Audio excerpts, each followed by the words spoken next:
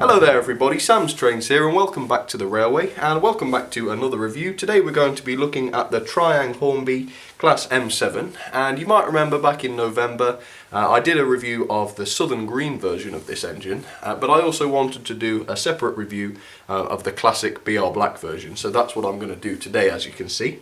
And the M7 was first introduced in 1897 to the design of Dougal Drummond, and the locos worked on the LSWR until they were eventually inherited by the Southern Railway.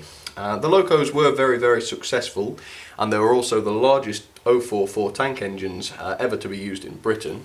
And 105 were produced in total, and of that pretty large number, sadly only 2 of them were preserved, and they're running numbers 245 and number 52, and quite sadly all the rest were scrapped. But luckily we do have the models, I suppose. It's no substitute really, is it? But still, the models are very nice. And as you can see, this one comes in this sort of cardboard sleeve. And I'm not sure what the reason for that was back in the day, but certainly for preservation purposes it's a really good idea, because firstly it keeps the boxes nice, stops them getting damaged, and secondly it blocks the sun out, you know, if it is stored in the sun. It stops the loco getting worn by the sun, so yep, that's pretty nice. But still, we'll take this card off now because it's obstructing the view somewhat. And as you can see, there's the loco. Obviously there's quite a bit of glare there from all the lights and whatnot, so I will try and get this off as quickly as possible. But yeah, I do like these boxes. As you can see, this one is Triang Hornby, as you can see in the top corner there, whereas the green version I looked at I think was just Hornby Railways. So this one must be a little bit older, but I do particularly like this packaging. If you look on the bottom there, you can see the Triang Hornby logo in massive text there, which is pretty nice. And if we take a quick look at the end of the box, you can see there's quite a lot of information. First of all, you've got the product code, which is R754, and then over there in the small print you've got 044 M7 class tank locomotive with crew and firebox glow. Now mine doesn't have the crew with it. I don't know if it ever did, but well, I assume it would have done at one point, but when I got this it didn't have that, so yeah, my apologies for that. But I guess you've all seen them before. They're basically the same as the modern Bill and Ben. So I'm going to take this out now, just get the box open. And sadly I don't have any instructions or anything with this one. This one just came as the loco, but of course you would probably have gotten some form of instruction booklet. So yep, there's the loco, and as you can see it's in this sort of yellow plastic bubble, which is very strange, but it does do quite a good job of keeping the loco still, although it is quite a snug fit. So anyway, let's take this out. As you can see, a beautiful 044 tank engine, and this one's running number 30027 in BR Black. And yeah, I've had this one for a long time, but I've never actually reviewed it, so I thought today would be that day. So yeah, let's take it up onto the white background then. I'll give you a little bit of a closer look at her. Okay, so there's the Hornby Triang Class M7 then, looking really lovely against the white background there. And this model was only produced for 2 years, or at least this model, with the running number 30027, and it was released during 1969 and 1970, which would make this loco very nearly 50 years old. And considering that age, the detail on it really is very good. We'll talk about the paintwork first. As you can see, it's done mostly in this BR Black, but it is embellished a little bit with some extra lining. As you can see around the British Rails crest there, which is a little bit damaged there on part of that circle. But as you can see, it's circled by that sort of red and white stripe, as is the running number, as you can see on the coal bunker there, surrounded by the red and white stripes. But apart from that, the paint job is pretty simple for the most part. But then again, the moulding of the whole model is pretty nice as well. As you can see, the boiler and smoke box have pretty good detail on them, and there's certainly quite a few rivets on the smoke box there, as you can see. And there's also a little separately fitted whistle there, which is metal, which is a nice little touch, I think. On the buffer beams also you've got turned metal buffers which are separately fitted. And while we're looking at the buffer beams, as you can see, they're very well riveted. There's plenty of rivets on there, and also if we look on the back of the coal bunker, you've also got the little moulded lamp irons, but they are just moulded, of course, they're not separately fitted. We'll continue to look at the coal bunker. As you can see, the coal inside is pretty simple, but it's not bad at all. It's quite finely moulded, I would say, and also around it there's this little coal guard, which is quite nice. It is only moulded on and there's no gaps in it, but it does add a little bit more texture to the model. And also just above there you can see the little round windows on the back of the cab. While we're talking about the cab, there aren't any cab details, but of course there is the firebox glow, and you can see the little gel in front of the bulb, which makes it glow yellow, which is pretty nice. And if we quickly look around the front, you can see the smoke box door, which is quite well detailed, I would say. You can see it's got little moulded handrails on there, and the running number 30027 again. And a very magical feature on these models is that the smoke box door does actually open, and it's probably a little bit of a gimmick, but I will just demonstrate that. Here we go. There you go. I don't like to do it too often, but I will do it. There you go. And there's even detail inside, which is fantastic, which is really good. So yeah. In terms of other detail, there's a little bit on top of the water tanks, as you can see, just moulded detail. But as always, as I always tend to find with these Triang models, less is often more. And I do think they are very elegant looking, and you know, compared with the modern Hornby versions, there's not an awful lot less detail, I would say, and it's a pretty nice model to run. And I will get it running for you pretty soon, so hopefully you've had a good enough look at her. We'll get some other stuff out on the railway, as well as some coaches probably, and we'll see how she runs. So yep, let's give that a try. Alright, so there she is then, 30027 down onto the line, and I'll get her running in just a second as always. But first I'll show you what she's going to be pulling, and as you can see over there, a massive rake of 7 southern coaches there. And you're probably thinking that's probably a lot too much for her, and you're definitely right, that is a bit too much for her. But what I have done is I've put a second M7 out on the line, and that one's a slightly different one. It used to be a green one, I believe, but the previous owner painted it into BR black, and it's really, really nice looking. And I thought we'd do a little bit of double heading today, so she's going to couple up to the front of this one in just a second, and hopefully they'll pull those together, so that'll be fun. On the other line, I'm sticking with the Hornby / Triang theme, and I've got one of the classic southern L1s over there in the southern green number 1757, and she's just pulling a small rake of 3 blood and custard coaches, which should be a lot of fun.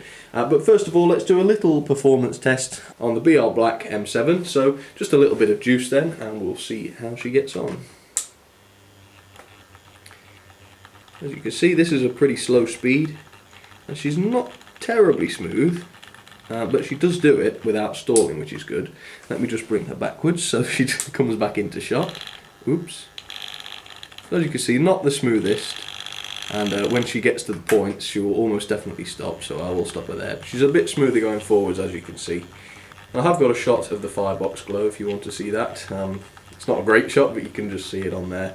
But yeah. They're not great over the points, as you might see later on. They're a little bit sloppy on the points, just because there is only 4 sets of pickups, if you like. So, yeah, that isn't too bad at all. So what I will do is I will just move her back very slightly, yep, to about there, and I will move back the other loco to couple up to her. There we go. I'll have to do this by hand because obviously they would never catch each other if I just put the power on. Alright, so they're hooked up together. Let's just see if we've got power. Let's see if they both work. Yep. Alright, and let's couple up to the coaches.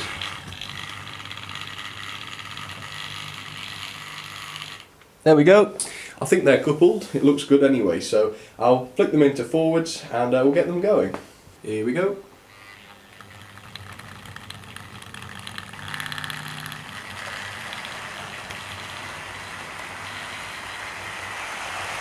And here goes the L1 as well then. Let's give her a little bit of power. There she goes. Brilliant smooth runner she is. And let's watch it all run, shall we?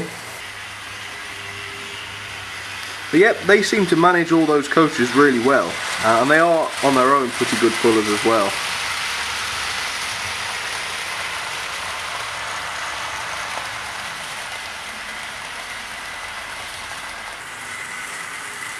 There's the L1 flying along. She always has a tendency to fly along, she does. And I think I've got the M7s at a bit of a better gentle speed. Yep.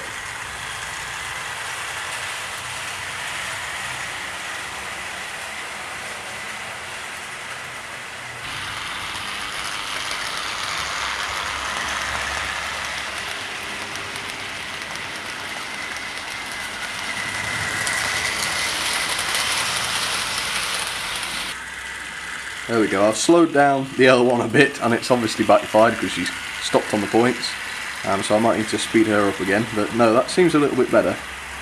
Yeah, I will speed her up slightly, I think.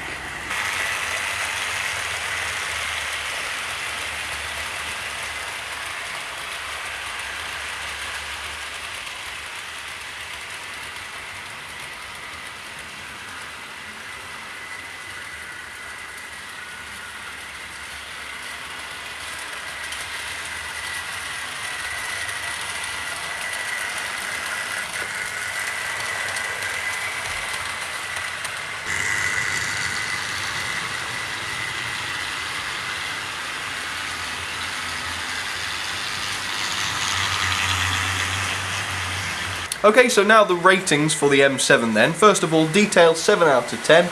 It's really not too bad at all for the age, but it is just nothing special. It's basically the same sort of detail that you find on all locos from that age, so 7 out of 10 there. Performance, again, 7 out of 10. Not a bad performer really, but with her only picking up power from 4 wheels, it means they are a little bit sloppy on the points, as I already said. And character, 7 out of 10. They do have quite a lot of character, but I must say I prefer the Southern Green livery to the BR Black. But otherwise the character is really, really nice on these things. Build quality, of course, 10 out of 10. You absolutely can't fault it. All Triang and all early Hornby stuff really, really has build quality that's second to none. And also value, 8 out of 10. I paid about £30–35 I think, but you know, I've got quite a few M7s, Triang Hornby ones at least, and they can cost you anywhere between £20 to £50 depending on the condition, so I don't think that value is too bad at all. 8 out of 10. So overall 7 out of 10. It's really good for its age, but it is pretty much average compared to everything else, so nothing massively special, but still a really, really good looking loco. So I'll get some more shots of these three while they run.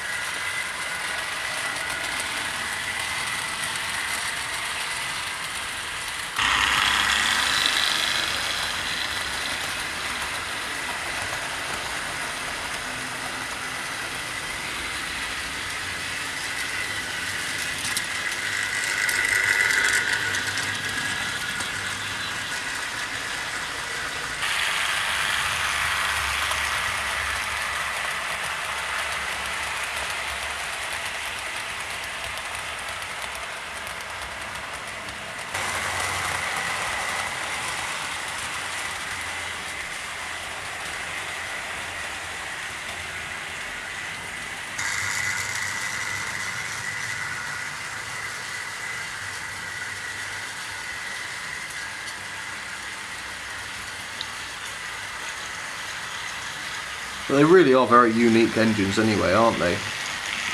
There's nothing else quite like them really.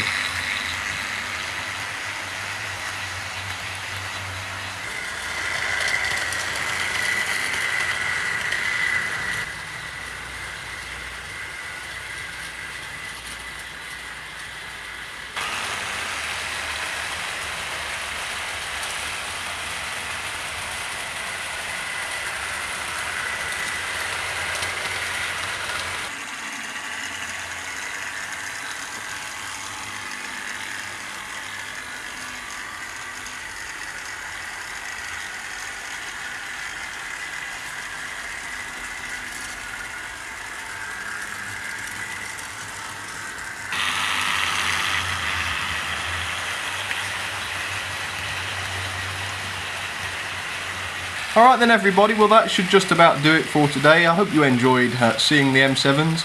I think that should just about do it for the M7 now. I've got a review of both of them. So, yep, hopefully you enjoyed seeing that. If you did like the video, please feel free to leave a like or even a comment. And because as I always say, I do love to hear from you guys and whether or not you enjoyed the video, so please do that. Also, feel free to check out the Facebook and Twitter pages if you'd like to, which are at facebook.com/samstrains and twitter.com/samstrains. It would be great to see you on there, but for now, a massive thank you to everybody for watching, and I'll see you all very soon. Cheers everybody.